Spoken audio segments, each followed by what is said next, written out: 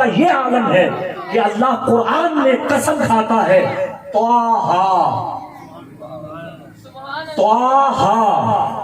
طہارت اور ہدایت مصطفیٰ کی قسم۔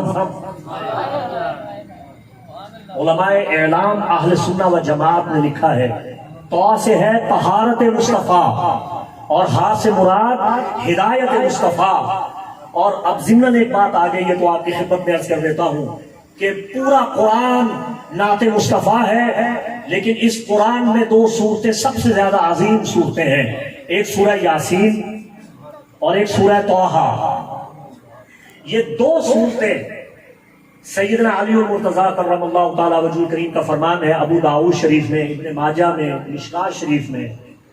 سیدنا علی المرتضیٰ فرماتے ہیں کہ آقا علیہ السلام نے ارشاد فرمایا، قیامت کے دن جب جنتی جنت میں داخل ہو جائیں گے تب جنت میں قرآن کی تلاوت مؤخر کر دی جائے گی، تلاوت قرآن کا حکم ہوگا کہ اب نہیں کرنی، جنت میں قرآن کی تلاوت نہیں ہوگی۔